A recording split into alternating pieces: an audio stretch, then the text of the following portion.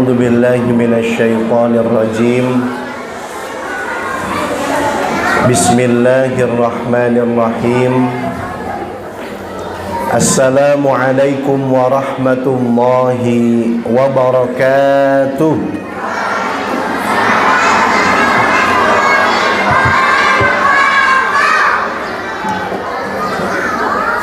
إن الحمد لله نحمده ونستعينه ونستغفره ونعوذ بالله من شرور أنفسنا ومن سيئات أعمالنا.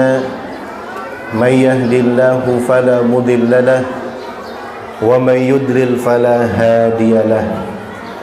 أشهد أن لا إله إلا الله وأشهد أن محمدا عبده ورسوله.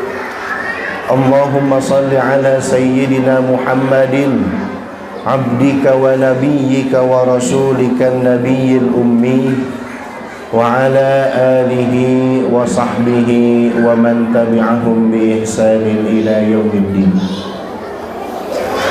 فقال تبارك وتعالى في كتابه الكريم وهو أصدق القائلين: أعوذ بالله من الشيطان الرجيم. بسم الله الرحمن الرحيم.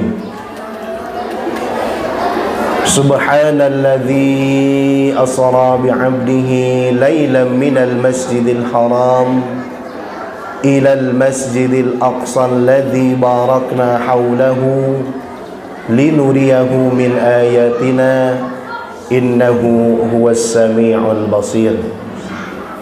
وقال أيضا في آية أخرى: واستمع يوم ينادي المنادي من مكان قريب. صدق الله العظيم وصدق رسوله النبي الكريم ونحن على ذلك من الشاهدين والشاكرين والحمد لله رب العالمين. Daramang ibu-ibu sadayana, yang ngadugi kena bade ngange bahasa Indonesia tapi bahasa Sunda.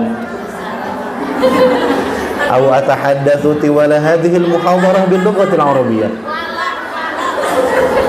Amin, sanes lagu gitu. Campurnya. Alhamdulillah, puji marilah kita panjatkan kehadirat Allah Subhanahu wa taala, zat ilahi rabbi. Puja kita haturkan kepada Allah Subhanahu wa ta'ala, Rabb Azza wa Jalla. Syukur kita berikan kehadirat Allah, zat yang maha ghafur. Alhamdulillah, pada kesempatan pagi yang berbahagia ini kita bisa berkumpul di tempat yang penuh dengan keberkahan, di antara para calon bidadari surga, di antara para anak-anak yang insya Allah menghantarkan kita ke depan surganya Allah, di tempat mulia, di tempat yang oleh Allah Subhanahu wa ta'ala paling cintai di atas muka bumi ini. Rasulullah sallallahu alaihi wasallam bersabda, ahabbul biladi ilallahi masajiduha. Tempat yang paling dicintai oleh Allah Subhanahu wa ta'ala di atas muka bumi ini adalah masjid-masjidnya. Wa abghadul biladi ilallahi aswaquha. Dan tempat yang kurang Allah Subhanahu wa ta'ala sukai adalah pasar-pasar, supermarket, mall dan mall. Nah, jantan ibu-ibu kedah lebih sering sumping ka mall balanja atau napi sumping ka masjid? Ka masjid. Ada kewajiban menuntut ilmu yang tidak pandang usia, yang disebutkan oleh Rasulullah sallallahu alaihi wasallam, talabul ilmi fardhatun ala kulli muslimin. Menuntut ilmu wajib bagi setiap yang memiliki identitas muslim. Utlubil ilma minal mahdi ilal lahdi. Tuntutlah ilmu dari buayan hingga ke liang lahat. Nah, jadi kewajiban menuntut ilmu tidak terbatas usia, tidak terbatas waktu, tidak terbatas jenis kelamin. Terlebih masjid adalah tempat pusat sentral menuntut ilmu. Maka alhamdulillah kehadiran ibu-ibu, mamah-mamah semua yang sudah hadir di Masjid Jami Al-Mustafa Masjid Perjuangan ini, mudah-mudahan kita semua oleh Allah Subhanahu wa taala kehadiran di tempat ini dicatat sebagai amal ibadah. Kemudian kita semua digolongkan oleh Allah menjadi satu di antara golongan hamba-hambanya yang husnul khatimah. Amin ya Allah ya rabbal alamin. Salawat beriringan salam semoga senantiasa tercurah limpahkan kepada Nabi junjunan alam, Nabi hingga akhir zaman, tauladan kita umat Islam, Nabi kita Nabi Muhammad sallallahu alaihi wasallam, kepada para keluarganya, kepada para sahabatnya, kepada para tabi'in, atba'ut tabi'in. Mudah-mudahan Allah Subhanahu wa taala sampaikan kita semua selaku umatnya yang kelak mendapatkan syafaat di hari kiamat. Amin Allahumma amin. Ma'asyiral muslimin rahimakumullah. Tidak terasa hari ini Allah Subhanahu wa taala sampaikan kita semua di 10 hari kedua dari bulan Rajab. 10 hari pertama sudah selesai. 10 hari kedua sekarang kita sedang berada di dalamnya. Allah Subhanahu wa taala menciptakan langit, bumi dan seisinya. Yang kemudian ketika Allah menciptakan langit, bumi dan seisinya, Allah jadikan hitungan bulan dalam 1 tahun itu 12 bulan. Sehingga Allah Subhanahu wa taala berfirman, Inna iddatash syuhuri 'indallahi 12 syahra. Sesungguhnya bilangan bulan di sisi Allah Subhanahu wa taala adalah 12 bulan. Fi kitabillahi yauma khalaqas samawati wal ard. Di dalam Al-Quran dicatat ketika Allah menciptakan langit, bumi dan seisinya, minha arba'atun hurum. Di antara 12 bulan tadi ada 4 bulan yang disebut dengan Ashhurul Hurum. Coba cing hayong naros. Tadi murang kalihna para rinter, murang kalihna parinter tiasa hafal surat An-Naba. Ibu-ibu hafal surat An-Naba? Murang kalihna tos parinter salat. Hayang sakedik naros ka para ibu jamaah hadirin sadayana. Dina sataun tadi disebutkan ayat 12 sasi. Tina 12 sasi bulan Islam yang 12 dimulai dengan bulan apa? Bulan Januarinya Hijriyah sasih naon ibu? Sasih Muharram. Ayeuna sasih Rajab sasih kasabaraha? Ayeuna sasih Rajab sasih ka 7. Tuh, alhamdulillah. Saatos Rajab sasih naon? Sasih Ruah. Bahasa Sundana sasih Ruah. Bahasa Arabna sasih Sya'ban. Saatos Sya'ban sasih Ramadan.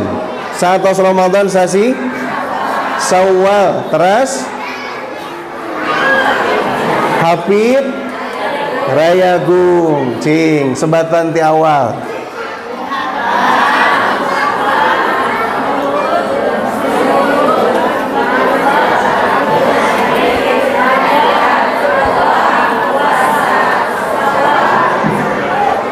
Zulqa'dah, Hafid, Rayagung. Iya apalna seserna ngangge bahasa Sunda. Tesawios ibu? Tesawios. Tapi murang kali urang pasti bakal hafal. Ketika ayeuna tiasa nyandak menyanyikan lagu 12 bulan Islam. Aya nu hafal ibu-ibu? Muharram, Safar, Rabiul Awal, Rabiul Tsani, Jumadal Ula, Jumadal Akhir, Rajab, Sya'ban, Ramadan, Syawal, Dzulqa'dah dan Dzulhijjah. Itulah nama 12 bulan Islam. Hafal ibu? Tekan tos TK kapungkur? Nah, palingan tekan tos TK.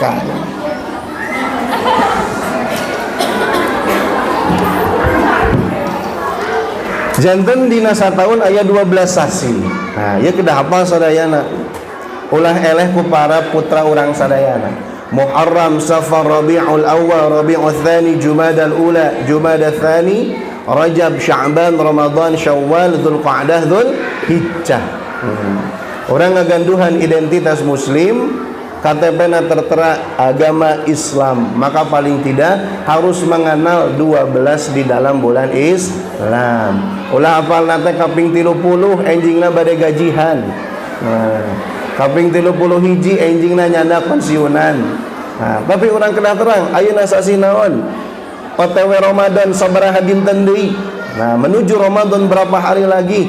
Mempersiapkan hari-hari kita menuju menyambut bulan suci Ramadan. Nah, ini janten PR ageng urang sadayana. Para ibu yang dirahmati Allah Subhanahu wa taala,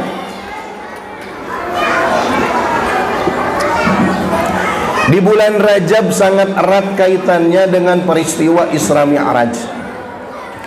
Peristiwa Isra Mi'raj merupakan sebuah peristiwa yang menantang akal sehat dan logika umat manusia. Karena Rasulullah SAW ketika itu diberikan sebuah mukjizat, mukjizat besar, mukjizat agung yang tidak masuk akal logika dan pikiran manusia. Bayangkan Bapak Ibu sadayana, perjalanan dari Masjidil Haram ke Masjidil Aqsa dahulu, kata para ulama ahli sejarah, itu bisa ditempuh selama 3 bulan perjalanan, karena melewati batas-batas negara. Dari Mekah ke Madinah saja 450 km. Zaman dulu belum ada mobil, motor, kereta, kapal, pesawat. Itu ditempuh waktunya selama 8 hari 8 malam. 8 hari 8 malam perjalanan dari Mekah ke Madinah. Terlebih perjalanan dari Masjidil Haram ke Masjidil Aqsa. Perjalanan dari Masjidil Haram ke Masjidil Aqsa ini merupakan perjalanan yang sangat jauh. Orang-orang Quraisy biasanya zaman dahulu melakukan sebuah perjalanan dagang, perniagaan. Perniagaan mereka ini ketika musim panas pergi ke tempat yang dingin. Musim panas pergi ke Syam. Syam ini sekarang 4 negara: Palestina, Syria, Yordania, dan Libanon. Ketika musim dingin pergi ke tempat yang panas, ke daerah selatan. Di mana? Di Yaman. Nah, ternyata perjalanan dagang, perniagaan ini bisa memakan waktu 3 bulan.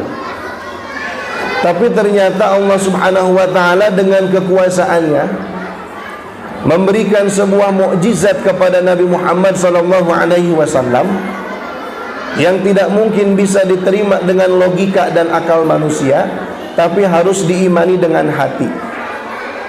Perjalanan ini disebut dengan Al-Isra wal Mi'raj. Isra dan Mi'raj. Al-Isra as-sayru bil-laili minal masjidil harami ilal masjidil aqsa. Kata para ulama disebutkan perjalanan Isra ini perjalanan malam Nabi Muhammad SAW minal masjidil harami ilal masjidil aqsa. Dari Masjidil Haram yang berada di Makkah Al-Mukarramah ilal masjidil aqsa, ke sebuah tempat masjid yang ada di atas tanah Baitul Maqdis di Palestina. Nah, jadi tempat yang jauh, bahkan hingga lebih dari 3000 km perjalanan dari Mekah ke Baitul Maqdis, dari Masjidil Haram ke Masjidil Aqsa. Jadi bukan perjalanan yang dekat. Kenapa Allah Subhanahu wa taala berikan sebuah mukjizat dengan perjalanan Isra Mi'raj? Karena Nabi Muhammad SAW pada saat itu sedang diuji. Tahun ke-50 dari usia beliau, 10 tahun dari kenabian beliau. Ini sedang diuji dengan berbagai macam ujian. Ujian yang hampir saja menyurutkan semangat dakwah Rasulullah. Ujiannya terang bu naon? 1, ditinggalkan oleh istri beliau yang paling dicintai, istri yang paling dicintai yang selama hidupnya tidak pernah dipoligami. Betul Bu? Selama 25 tahun Nabi Muhammad ini ketika menikah dengan Siti Khadijah usianya 25. Siti Khadijah ketika menikah dengan Nabi Muhammad ada 3 pendapat. Ada yang menyebutkan usia Siti Khadijah 28, ada yang menyebutkan juga usia Siti Khadijah ketika itu 40 tahun. Ada beberapa pendapat, tapi yang masyhur sampai kepada kita usia Siti Khadijah 40 tahun. Maka ketika itu Siti Khadijah dengan Nabi Muhammad menikah selama 25 tahun hidup bersama, menemani dakwah Rasulullah, menyokong dengan hartanya, materinya, kemudian spiritnya, semua diberikan oleh istri tercintanya Siti Khadijah kepada Nabi Muhammad sallallahu alaihi wasallam untuk bisa menyebarluaskan agama Allah Subhanahu wa taala. Maka saat kehilangan Siti Khadijah, Nabi Muhammad merasa terpukul. Sok ibu, upami dikantunkeun ku cara ge ibu-ibu ayeuna, cara ge anu bager, unggal sasih masihan artos di atas 2 digit, unggal sasih ayeuna dilongokan wae, unggal dinten dilongokan, pergi pagi pulang sore kerja, sayang istri sayang anak. Suatu saat ketika sedang berada dalam sebuah fase yang sangat bahagia ditinggalkan oleh suami ibu. Kinten-kinten sedih moal Bu. Sedih Bu moal. Sedih atuh Bu, pila ku ibu tuh sedih.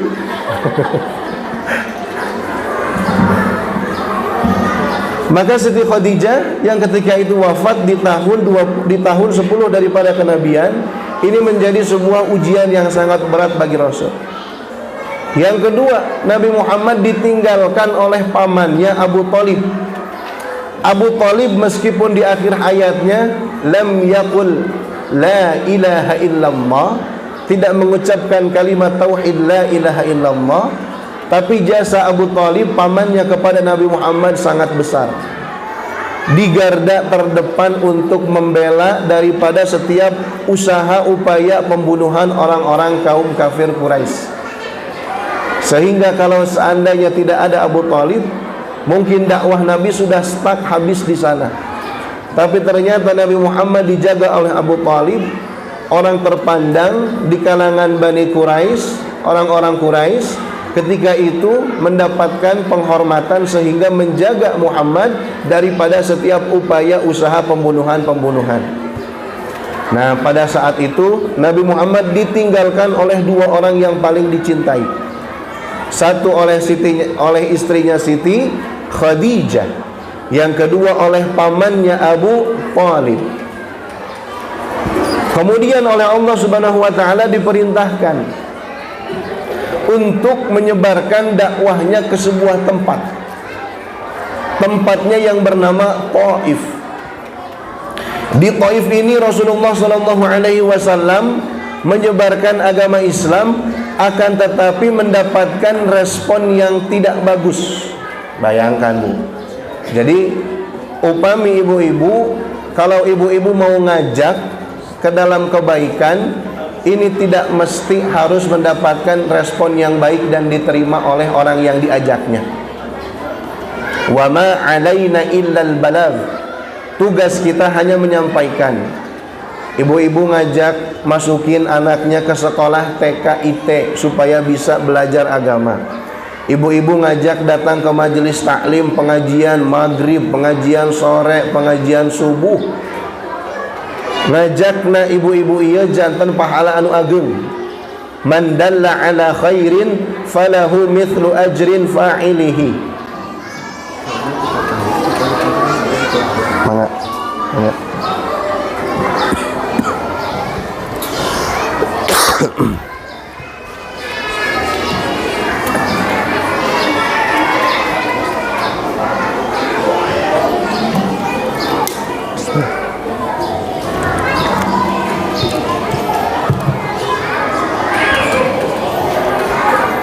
Atos kata wis ibu-ibu.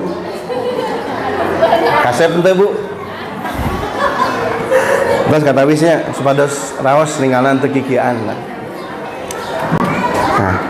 maka Nabi Muhammad ternyata mendapatkan respon yang tidak melulu bagus, sehingga kita mengajak orang, mengajak tetangga, mengajak mamah bunda yang lainnya, tidak ada jaminan ajakan kita ini mendapatkan jawaban atau balasan respon yang baik. Rasul saja ternyata ketika dakwah ke Taif, Rasul dilempari dengan batu, Rasul dilempari dengan kotoran unta, Rasul dikatai sahirun, kahinun, majnun, dibilang dukun, penyihir, orang gila, penyebar agama sesat, dan yang lain sebagainya. Nah, sehingga Rasulullah SAW ketika itu beristirahat, yang di belakangnya ada gunung yang menjulang tinggi di belakang perkampungan Taif. Datang malaikat Jibril. Malaikat Jibril menawari sebuah tawaran. Wahai Rasulullah ya Muhammad, seandainya engkau menghendaki, di belakang engkau ini ada gunung yang menjulang tinggi, yang kelak akan aku turunkan sebagai azab kepada penduduk Taif yang enggan menerima dakwah engkau wahai Muhammad. Kinten-kinten bakal diwalar kumaha? Bakal diwalar ragrageun, janten azab, janten musibah pikeun aranjeuna, atau Nabi bakal diulahkeun. Bakal kumaha ibu-ibu? Tidak. Rasulullah tidak sama sekali punya dendam. Ketika ajakan dakwahnya tidak direspon dengan baik, ternyata Rasul tidak dendam. Akan tetapi Rasul melarang kepada malaikat yang akan menurunkan azabnya tadi, menurunkan, menjatuhkan gunung yang ada di belakang perkampungan Taif. Kemudian Rasulullah SAW berdoa. Nah, doanya bagus. Allahumma hdi qaumi fa innahum la ya'lamun. Ya Allah, berikanlah hidayah kepada kaumku, mereka yang tadi enggan menerima dakwah ajakan ke jalanmu. Ya Allah, berikanlah hidayah kepada mereka. Fa innahum la ya'lamun. Sesungguhnya mereka adalah orang-orang yang tidak mengetahui. Jantan upami ayeuna aya anu mika ngewa ka urang sadayana, aya anu benci, ada yang benci, jahat, mika ngewa ka urang sadayana, teu kengeng dibales ku kaawonan. Ada orang yang melempar dengan batu, kita lempar dengan sekuntung bunga mawar. Nah, besoknya maledog deui, ngange batu langkung seueur jantan 2 siki, ku urang ayeuna dibaledog ngange 2 kuntung bunga mawar dan melati. Enjingna deui maledog langkung seueur deui, maka ku urang ayeuna dialungkeun deui sing seueur ayeuna tatangkalan sakantenan sareng pot-potna. Gitu Bu? Henteu, teu kenging. Kedah ayeuna membalas setiap keburukan dengan kebaikan. Memang hal itu berat bagi kita, tapi ini yang diajarkan oleh Rasulullah SAW. Nah, dengan dasar 3 peristiwa tadi, Allah ingin memberikan hiburan kepada Rasulullah SAW. Bahasa orang nama healing, bahasa orang nama jalan healing. Kemana? Ke Bali lamun urang kan, ke Lombok, ke Raja Ampat, ke Papua. Tapi Allah berikan tasliyah, hiburan, healing untuk Nabi Muhammad, bukan ke tempat-tempat seperti itu. Allah langsung panggil, berikan sebuah fasilitas kendaraan. Bayangkan ibu-ibu, kendaraan Nabi Muhammad ini luar biasa dahsyatnya. Tidak ada teknologi yang bisa menyamai kendaraan yang pernah Allah berikan kepada Nabi Muhammad. Di dalam berbagai macam keterangan hadis disebutkan, Ataitu bil buraq, saya datang ke Masjidil Aqsa dengan menggunakan sebuah fasilitas kendaraan yang bernama Al-Buraq. Wa huwa dabatun abyadun ma fawqal himari wa dunal baghal. Buraq ini merupakan sebuah kendaraan hewan yang di setiap ujungnya memiliki sayap, berwarna putih, perawakannya lebih tinggi daripada keledai dan lebih rendah daripada kuda. Nah, ini namanya buraq. Buraq ini diambil dari kata bahasa Arab. Al-barqu artinya kilat. Maka buraq ini bisa melakukan sebuah perjalanan secepat kilat sejauh mata memandang. Nah, sehingga kemustahilan datangnya dari Masjidil Haram ke Masjidil Aqsa dalam satu malam ini terbantahkan. Ya, karena apa? Menggunakan sebuah fasilitas kendaraan yang sangat canggih, bahkan tidak ada yang bisa menandingi di atas muka bumi ini. Rasulullah SAW melakukan perjalanan di malam hari. Sebelum Rasul melakukan perjalanan, Rasul ini dibersihkan dulu hatinya. Rasul didatangi oleh malaikat Jibril, dibuka hatinya, dibelek dadanya, diambil bagian hatinya, dicuci dengan air zam-zam. Ini pernah terjadi 2 kali, ibu-ibu. Pertama ketika Nabi Muhammad kecil sedang bermain di perkampungan Bani Sa'ad, ketika disusui oleh ibu persusuannya Halimah As-Sa'diyah. Ketika itu bermain dengan anak-anaknya, dengan anak-anak seusianya, didatangi oleh malaikat Jibril. Digendong, dipangku, dibelek dadanya, diambil hatinya, dicuci dengan air zam-zam. Peristiwa seperti ini terjadi kedua kalinya sebelum Nabi Muhammad diperjalankan dari Mekah ke Baitul Maqdis, minal Masjidil Haram ilal Masjidil Aqsa. Oleh Allah Subhanahu wa taala dicuci untuk kedua kalinya. Setelah itu Rasulullah SAW melakukan safar, perjalanan di malam hari dari Masjidil Haram, singkat cerita, sampai ke Masjidil Aqsa menggunakan buraq tadi. Kemudian di sana Nabi Muhammad SAW parkir. Buraqnya diparkir di sebuah pojok yang ada di sekitaran Masjidil Aqsa, diikat di tempat para nabi yang dulu pernah mengikat hewan tunggangannya di sana.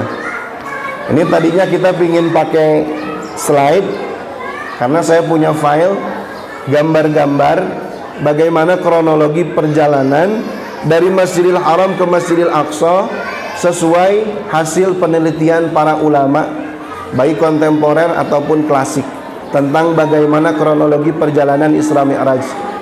Pakai gambar, masuk lewat sini, mengikat hewan tunggangannya di sini, kemudian jalan ke atas Masjid Qubatus Sakhra, di atas batu putih Rasul nanti naik ke Sidratul Muntaha. Nah, ini ada kronologi perjalanannya seperti itu. Setelah itu Rasulullah SAW oleh Allah Subhanahu wa taala, singkat kata, sampai ke Masjidil Aqsa. Dari Masjidil Aqsa melakukan perjalanan di sebuah tempat yang disebut dengan Masjidil Aqsa ini tanah yang luasnya 14,4 hektar. Jadi dulu Masjidil Aqsa belum seperti zaman sekarang. Sudah ada Masjid Kubah Emas Qubatus Sakhra, sudah ada Masjid Al-Qibli, sudah ada Musalla Al-Marwan, Musalla An-Nisa dan yang lain sebagainya. Dulu hanya sekedar hamparan tanah yang ketika itu dibangun oleh Nabi Adam alaihi salam, yang membangun pondasi Masjidil Aqsa seperti Masjidil Haram, seperti bentuk Ka'bah.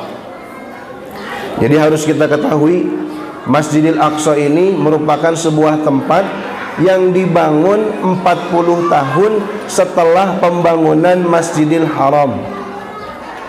Allah turunkan Nabi Adam alaihi salam.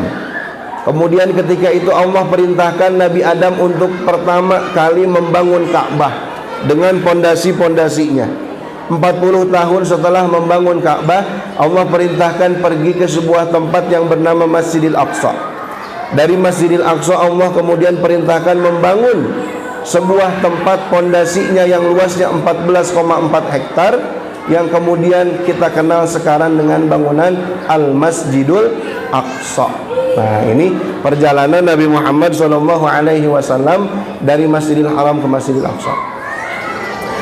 Setelah itu Nabi Muhammad SAW dipanggil naik dari sebongkah batu berwarna putih yang ada di tengah tempat daripada kawasan Masjidil Aqsa. Kemudian dari sana Allah Subhanahu wa taala panggil ke langit sampai ke Sidratul Muntaha. Maka Nabi Muhammad SAW diantar oleh malaikat Jibril naik ke langit 1, lanjut ke langit kedua, lanjut ke langit ketiga, 4, 5, 6, 7, bertemu dengan para nabi-nabi terdahulu. Ada Nabi Adam alaihi salam, ada Nabi Nuh alaihi salam, ada Nabi Ibrahim alaihi salam, ada Nabi Musa alaihi salam. Semua bertemu dengan Nabi Muhammad sallallahu alaihi wasallam. Pada saat itu sampai hingga akhirnya sampai ke langit ketujuh, bertemu dengan kakek moyangnya, yaitu Nabi Ibrahim alaihi salam. Nabi Ibrahim ini diberikan gelar Abul Anbiya, bapaknya para nabi, karena Nabi Muhammad keturunannya sampai kepada Nabi Ibrahim. Nabi Muhammad, kemudian putranya Nabi Ismail, Nabi Ismail keturunan Nabi Ismail, Nabi Ismail putranya Nabi Ibrahim. Nah, jadi ada nasab Nabi Muhammad hingga ke Nabi Ibrahim alaihi salam, yang kemudian bertemu dengan beliau di langit ketujuh. Hingga akhirnya ketika diantar oleh malaikat Jibril, malaikat Jibril ketika itu tidak berani mengantarkan ketika akan langsung berhadapan dengan Allah Subhanahu wa taala. Nah, ketika Nabi Muhammad berhadapan dengan Allah, maka Nabi Muhammad saat itu diberikan oleh-oleh sebelum kembali ke bawah. Oleh-olehnya yaitu sebuah perintah melakukan sholat. Yang pertama kali sholat ini diwajibkan, perintahnya 1 hari 1 malam adalah 50 kali. Bayangkan ibu-ibu,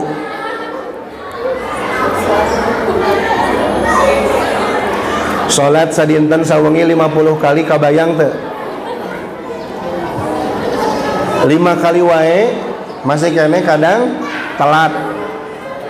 Salat anu sunnah, tahajud pagujud, subuh tunduh, lohor di kantor, asar ke pasar, maghrib capek, isya ikatan cinta. Nah, kan tenan pemirsa dinten 50 waktos. Sehingga ketika itu turun bertemu dengan Nabi Musa.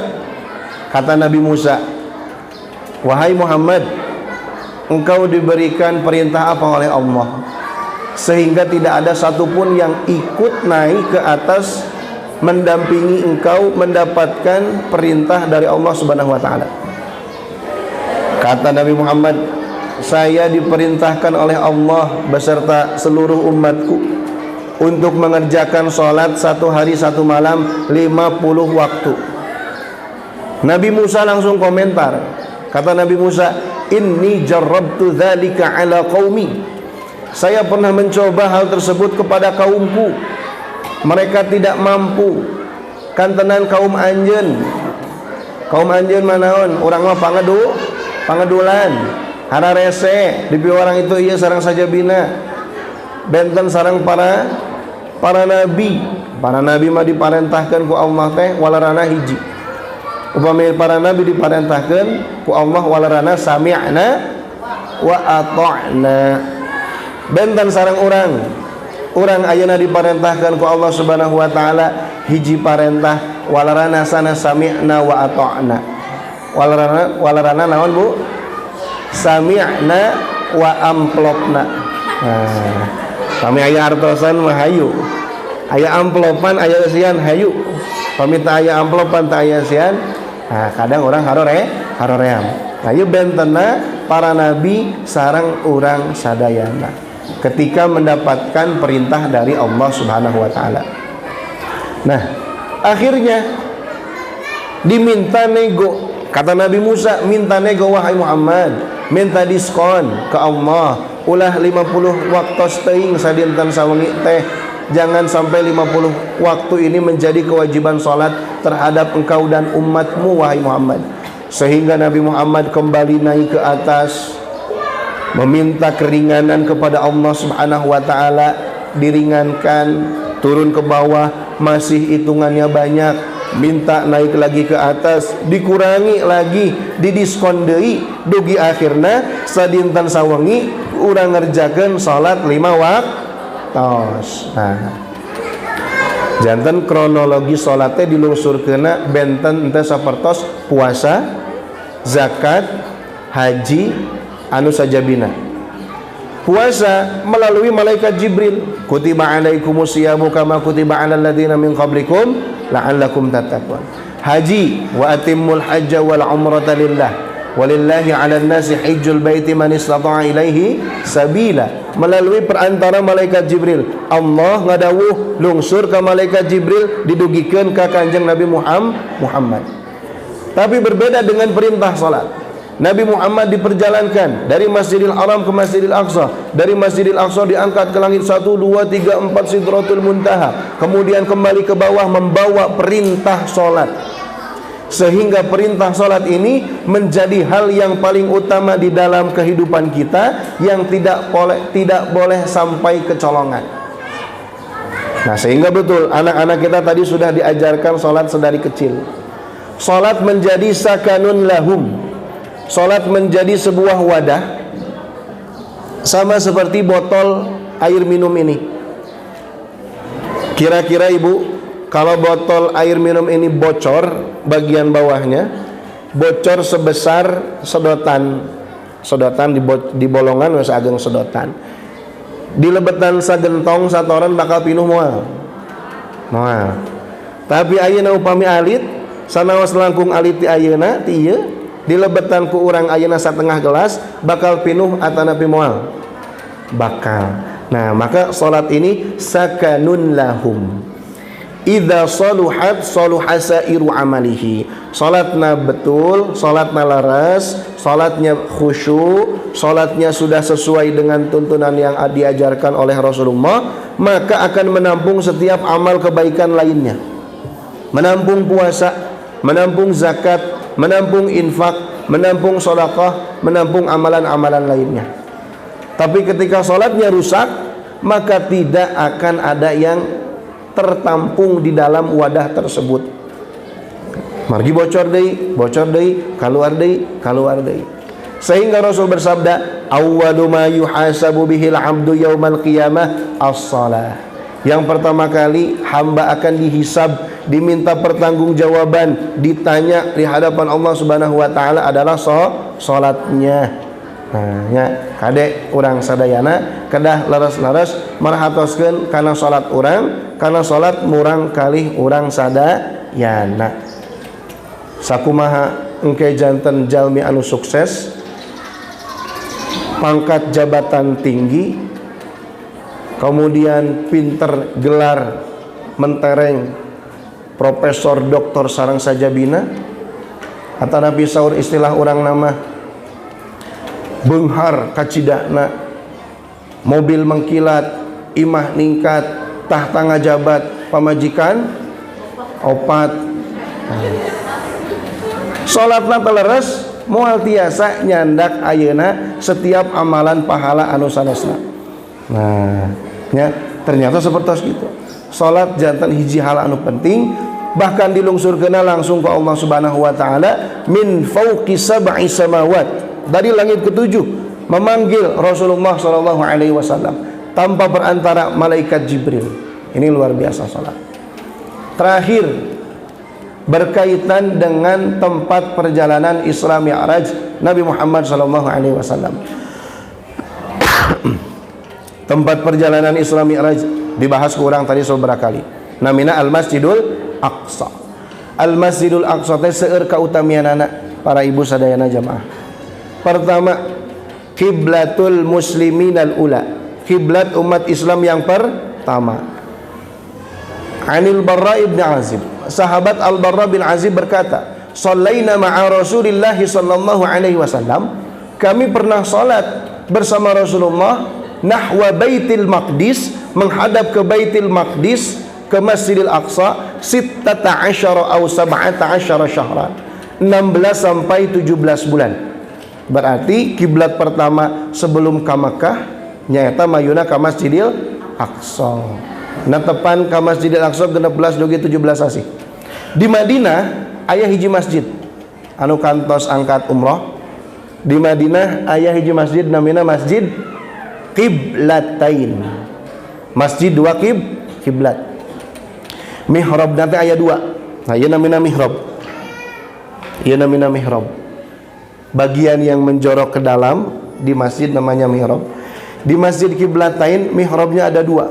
Mihrab yang asli menghadap ke Masjidil Haram, dan di bagian atas ada mihrab kecil. Itu kronologinya dulu ketika para sahabat sedang melakukan salat asar, turun perintah tahwilul qiblah, maka mereka merubah arah kiblatnya dari Masjidil Aqsa ke Masjidil Haram. Nah, sehingga di Madinah di Masjid Qiblatain tadi ada dua mihrab. Mihrab depan yang asli menghadap Masjidil Haram, dan mihrab yang bekas dulu menghadap ke Masjidil Aqsa selama 16 sampai 17 bulan. Cobi ibu-ibu pami angkat ke Madinah aya Masjid Quba. Masjid Quba teh anu ayeuna pahalana urang wudu di bumi netepan 2 rakaat sami sapertos umroh. Aya Masjid Qiblatain. Masjid Qiblatain anu sapertos tadi. Nah, ieu tiasa ku urang ditinggal bekas jejak peninggalan sejarah ketika Allah berikan pertama kali arah kiblat ke Masjidil Aqsa, kemudian dirubah menghadap Masjidil Haram. Anu kedua, Masjid Al-Aqsa teh mangrupikeun hiji masjid anu disebatkeun ku Allah dina Al-Qur'an aya dina peristiwa Isra Mi'raj. Anu kaduana tadi disebutkan subhanalladzi asra bi'abdihi lailam minal masjidil haram ilal masjidil aqsa. Berarti Masjidil Aqsa teh tempat Isra Mi'raj Nabi Muhammad sallallahu alaihi wasallam. Anu katilu pahala netepan di Masjidil Aqsa. Biasana orang zaman kapungkur sepuh orang tahun 60, 70, tahun 50 angkat ka haji teh pasti nepangan tilu tempat. Mekah, Madinah, Baitul Maqdis, Al-Masjidil Haram, wal Masjidun Nabawi, wal Masjidul Aqsa. Margi setiap masjid ngagaduhan kautamian pahalana tersendiri. Pertama, netepan di Masjidil Haram pahalana 100.000 kali lipat. Aya nu kantos netepan di Masjid Al-Mustofa 100.000 kali. 10.000 kali wae moal tiasa menandingi sekali netepan di Masjidil Haram. As-salatu fil Masjidil Haram bimi'ati alfi salatin. Pahalanya setara dengan 100.000 kali salat di tempat yang lainnya. Tuh bayangkan bunya. Anu kedua, wassalatu fi masjidi hadza. Kata Rasul, dan salat di masjidku ini yang maksudnya adalah Masjid Nabawi bi alfi salatin. Pahalanya adalah 1.000 kali lipat. Nah, jantan upami urang ka Madinah upami nuju hajian mah sok aya arba'in teh 40 waktu salat di Masjidil Haram, salat fardu. Jantan 8 dinten 8 wengi ulah aya nu kakantun subuh, duhur, asar, maghrib, isya 5 kali 8 40. Ieu nu disebut biasana arba'in. Netepan di Masjid Nabawi pahala sakali netepan di ditu teh bi alfi salatin, sama dengan kita salat 1.000 kali lipat. Wassalatu fil Masjidil Aqsa, kata Rasul, dan salat di Masjidil Aqsa bi khamsimi'ati salatin, pahalanya adalah 500 kali lipat salat dibandingkan kita salat di Masjid Agung, di Masjid Al-Mustofa, anu ayeuna nuju viral di Masjid Al-Jabbar. Ayeuna tos dugi ka Al-Jabbar. Nah, alhamdulillah kade ka Al-Jabbar dugi ka masjid nu caket. Majelis taklim teu aya kitu.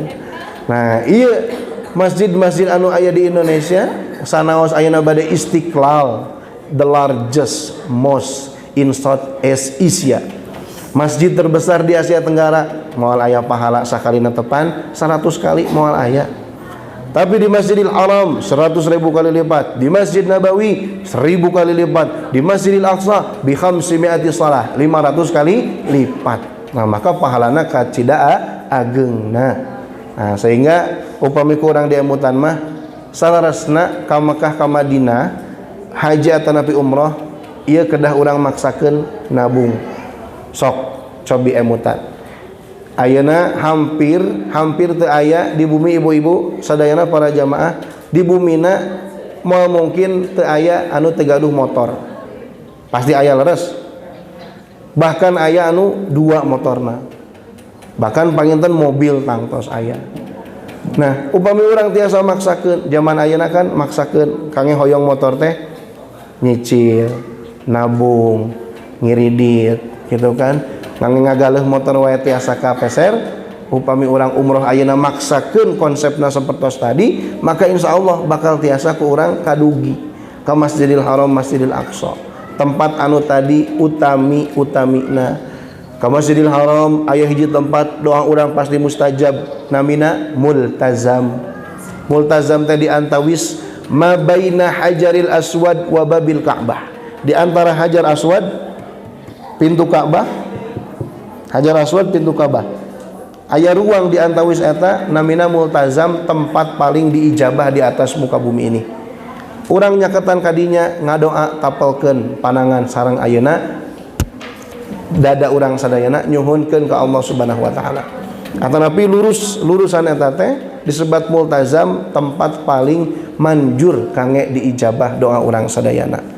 Di Madinah aya raudhah ma baina mimbari wa baiti aw ghurfati raudhatun min riyadil jannah. Tempat yang ada di sekitar di antara mimbar dan kamarku adalah taman di antara taman-taman surga.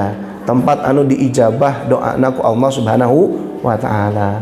Maka konsepna kedah urang ayeuna maraketkeun, maksakeun, nabung sami sapertos hoyong gaduh motor tadi, hoyong gaduh bumi, hoyong gaduh ayeuna mobil tiasa urang nyicil nabung sareng sajabina, maka hoyong angkat umroh atanapi haji urang kedah maraketkeun sami sapertos kitu. Masjidil Haram, Masjidil Aqsa. Anu salajengna anu kaopat Masjidil Aqsa teh mangrupikeun tempat dibangkitkeun urang bertebaran manusia. Hiji waktos aya sahabiah bertanya kepada Rasulullah meminta fatwa. Ya Rasulullah, aftina fi Baitil Maqdis. Sahabiah yang bernama Maimunah binti Sa'ad bertanya kepada Rasulullah, wahai Rasulullah, berikan kepada kami fatwa tentang Baitul Maqdis. Maka Rasul bersabda, Ardul Mahsyari wal Mansyar. Baitul Maqdis adalah tempat dikumpulkannya manusia. Baitul Maqdis adalah tempat bertebarannya manusia. Janten orang teh ayeuna aya dina fase kehidupan dunia. Setiap anu hirup di alam dunia pasti bakal ayeuna ngaraoskeun anu namina maut. Kullu nafsin dha'iqatul maut. Setiap yang bernyawa akan merasakan mati. Urang maut lebat ka mana? Jasadna lebat ke alam kubur. Bayangkeun Bu, di alam kubur teh nyalira. Tak aya nu nyarengan. Sakumaha cara oge ibu mika cinta mikanya cepang cariosan abdi sadinten sawengi moal ayeuna kersa ngantosan di pajaratan. Sakumaha ibu ayeuna mika cinta mikanya ka cara oge ibu pami ngantunkeun 5 menit saatos bubaran sadayana moal diantosan dugikeun dinten enjing di pajaratan. Aya nu kersa ayeuna ngantosan di pajaratan dugi enjingna. Aya teh Bu? Ongko cenah ibu bogoh ka salaki ibu, ka caroge ibu. Tapi ayeuna ngantosan sawengi di kuburan teu wantun. Urang nyalira ngangge kain kafan bodas. Aya acuk-acuk anu bodas tos sae. Sar Kanjeng Rasul, ilbathu al-bayad. Pakailah pakaian putih. Fa innahu atyab wa athhar. Lebih indah dan lebih suci. Wa innaha min khairi thiyabikum. Baju putih adalah baju-baju terbaik kalian. Wa kaffinu fiha mautakum. Kafani orang-orang yang wafat, yang mati dengan pakaian yang putih. Maka ayeuna angwan nalika urang ngantunkeun disebat kain kafan. Bahasa Sundana boeh. Jasad lebat ke alam kubur, ruh urang aya di hiji tempat namina alamun barzakhiyun, alam barzakh. Saatos urang ayeuna lebat ke alam kubur, urang maut ngantunkeun urang bakal dibangkitkeun ku Allah. Hari kiamat dibangkitkan. Ketika dibangkitkan manusia dalam 3 keadaan. Yuhsyarun nasu yaumal qiyamah hufatan, uratan, wa ghudlan. Saur Kanjeng Rasul, manusia dibangkitkan pada hari kiamat dalam 3 kondisi. Tidak beralas kaki, tidak berpakaian, laki-laki dalam keadaan tidak disunat. Digiring, dibangkitkan, digiring ke sebuah tempat, padang mahsyar. Nah, padang mahsyar nate disebutkan tadi ayana di hiji tempat numutkeun sabda Nabi nyaeta Baitul Maqdis. Nah, janten urang teh bakal engke dikumpulkeun di dinya. Baitul Maqdis merupakan tempat terbaik yang pernah dipakai salat oleh Nabi. Karena Nabi Muhammad ketika kembali dari Sidratul Muntaha, Allah kumpulkan dengan 120.000 Nabi dan Rasul di atas tanah Masjidil Aqsa untuk mengerjakan sholat. Sebaik-baiknya sholat yang pernah ada di atas muka bumi ini, makmumnya 120.000 Nabi dan Rasul yang kita ketahui atau yang tidak kita ketahui. Kemudian imamnya adalah Nabi Muhammad Sallallahu Alaihi Wasallam. Nah, maka Masjidil Aqsa ini menjadi tempat terbaik yang pernah dipakai sholat oleh Nabi Muhammad dan Nabi Rasul yang lainnya. Ayeuna kaayaan kumaha Bu? Keadaan Masjid Al-Aqsa, keadaan Baitul Maqdis, keadaan Palestina sekarang sedang berada di bawah penjajahan. Sababaraha tahun kapengker tahun 2018, tahun 2020 penyerangan ke Masjidil Aqsa. Bayangkan umat Islam anu aya di Palestina di Masjidil Aqsa ieu teh janten umat Islam perwakilan kita yang menjaga tempat suci kita. Ulah bujang-bujang Masjidil Aqsa. Upami urang terang enjing pageto aya kabarna teh bakal aya anu sumping ka Masjid Al-Mustofa bakal ngaduruk, ngahancurkeun, ngabuldoser. Kinten-kinten urang bakal calik wae atanapi ulang bakal ngabela ieu masjid. Bakal ngabela masjid ieu. Urang bakal ngajagi, bakal nempatan, bakal ngabela masjid anu bakal dihancurkeun ku jalmi-jalmi anu henteu tangwaler. Kan tenan Masjidil Aqsa kautamianana seueur. Janten kiblat umat Islam anu pertama, tempat orang dikempelkeun. Janten di ayeuna pahala dilebetna netepan ageung. Janten seueur fadilah kautamian. Tapi ayeuna Masjidil Aqsa nuju aya di bawah penjajahan. Sedang berada di bawah penjajahan. Dinistakan, umat Islamnya dizalimi, dianiaya, banyak yang ditembak, dibunuh dan yang lain sebagainya. Maka kewajiban orang sadayana teu aya sanes iwalti kedah ngadoakeun para wargi urang anu nuju ngajagi di Masjidil Aqsa. Urang teu acan dugi ka ditu.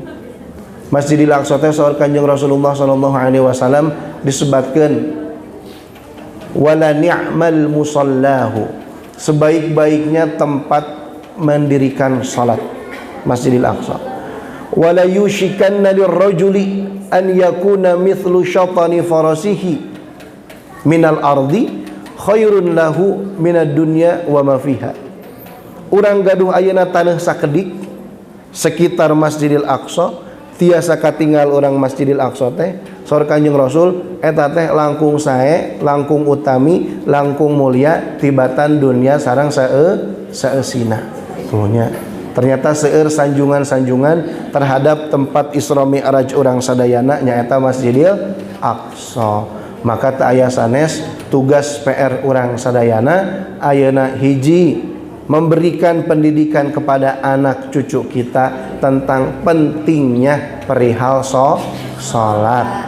Nah, ieu oleh-oleh Isra Mi'raj. Anu kadua, memberikan pendidikan kepada anak cucu kita tentang pentingnya peranan masjid. Masjid urang sadayana anu kedah dimakmurkeun. margi tempat kembali munculnya kebangkitan umat Islam, maka munculnya dari masjid. 20 tahun 30 tahun deui anu calik di dieu, anu janten imam di masjid, anu ngamakmurkeun masjid sanes urang. Panginten urang 40-50 tahun tos ngantunkeun, tapi pala putra putu urang sadayana anu bakal ayeuna ngamakmurkeun masjid urang sadayana. Anu katilu urang kedah tiasa ngajarkeun ka pala putra putu urang sadayana tentang pentingnya menjaga Masjid Al-Aqsa. Anu salah sahijina kedah emut pamigaduh ayeuna foto gambar di bumi tempel gambar Masjidil Aqsa. Menjadi pusat perjuangan umat Islam saat ini adalah kembali membebaskan Masjidil Aqsa. Sami sapertos zaman kapungkur 80 tahun Masjidil Aqsa taacan kantos dikumandangkeun adzan. Tapi ternyata tahun 579 ada seorang panglima perang bernama Sultan An-Nasir Salahuddin Al-Ayyubi. Setelah 90 tahun Masjidil Aqsa dijajah, kemudian dibebaskan kembali, azan berkumandang di atas masjid suci umat Islam yang ketiga. Nah, ya. Jantan ieu besar harapan orang kedepannya yang akan membebaskan Masjidil Aqsa anu bakal ayeuna ngajantankeun Masjidil Aqsa sami sapertos kapungkur berada di pangkuan umat Islam adalah pala putra putu urang sadayana. Maka kukituna tanamkan kecintaan terhadap Masjidil Aqsa, insyaallah generasi umat Islam kedepannya adalah generasi emas yang akan kelak membebaskan Masjidil Aqsa. Sepuh nasaha urang sadayana, ya, melalui rahim ibu-ibu sadayana lahir para putra anu soleh, para putra anu solehah, anu tiasa ayeuna nanjeurkeun agama sareng hukum Allah Subhanahu wa ta'ala. Tah mudah-mudahan kuasilahna ayeuna pelajaran Isra Mi'raj Nabi Muhammad sallallahu alaihi wasallam anu parantos didugikeun sakedik seueurna tiasa nambih ayeuna wawasan keimanan katakwaan urang sadayana, anu mudah-mudahan urang sadayana dicatat ku Allah Subhanahu wa ta'ala janten bagian para pejuang anu kelak mendapatkan keutamaan di hadapan Allah Subhanahu wa ta'ala. Mudah-mudahan orang sadayana dipaparinan istiqomah mudawamah aya dina jalur anu pinuh ku karidhoan ti Allah Subhanahu wa ta'ala. Amin Allahumma amin. Sakitu panginten anu tiasa didugikeun, mudah-mudahan orang sadayana ku Allah Subhanahu wa ta'ala dipaparinan taufik, hidayah, inayah, istiqomah teras aya dina kasayan-kasayan dugikeun Allah Subhanahu wa ta'ala tiasa munut urang sadayana dina kaayaan husnul khotimah. Amin ya Allah ya rabbal alamin. Wal afu minkum. Wassalamualaikum warahmatullahi wabarakatuh. Pagi yang insyaallah penuh dengan berkah ini, marilah kita sama-sama beristighfar memohon ampunan kepada Allah Subhanahu wa ta'ala. Mudah-mudahan setiap salah khilaf kita semua diampuni oleh Allah Subhanahu wa ta'ala dengan sama-sama mengucapkan istighfar 3 kali. Astaghfirullahaladzim, astaghfirullahaladzim, astaghfirullahaladzim. Allahumma salli ala Sayyidina Muhammad wa ala ali Sayyidina Muhammad wa sallim wa radiyallahu ta'ala an kulli sahabati Rasulillahi ajma'in walhamdulillahi rabbil alamin. Amin amin ya rabbal alamin. Allahumma ja'al jam'ana hadha jam'an marhuman waj'al tafarruqana min ba'dihi tafarruqan ma'suman. Allahumma la tada' lana fi maqamina hadha dhanban illa ghafartah wa la hamman illa farajtah wa la daynan illa qadaitah wa la hajatan min hawaijid dunya hiya laka ridwan wa lana fiha salah ya rabbal alamin. Allahumma ahsin aqibatana fil umuri kulliha wa ajirna min khizyid dunya wa adzabil akhirah. Allahumma ja'al awladana wa ahlana min ahli al-ilmi wat tuqa. Allahumma ja'alna wa awladana wa ahlana min ahli al-Qur'an. Allahumma ja'alna wa awladana min ahli as-salihin fika ya rabbal alamin. Rabbighfir lana dhunubana wa dhunuba walidayna warhamhum kama rabbawna shighara. Allahumma aqsim lana min khasyatika ma tahulu bihi bainana wa baina ma'siyatik wa min ta'atika ma tuballighuna biha jannatak wa min al-yaqini ma tuhawwinu alaina bihi masa'ibad dunya wa mat'ina Allah bi asma'ina wa absarina ma ahyaytana waj'alhu al-waritha minna waj'al tha'rana ala man zalamana وانصرنا على من عادانا ولا تجعل مصيبتنا في ديننا ولا تجعل الدنيا أكبر همنا ولا مبلغ علمنا ولا تسلط علينا من لا يخافك ولا يرحمنا يا رب العالمين. اللهم كن لإخواننا المسلمين في فلسطين، اللهم انصر الإخواننا المسلمين المجاهدين في غزة، اللهم كن لإخواننا المرابطين في المسجد الأقصى، اللهم طهر مسجد الأقصى من دنس اليهود، اللهم حرر مسجد الأقصى من اليهود الغاصبين.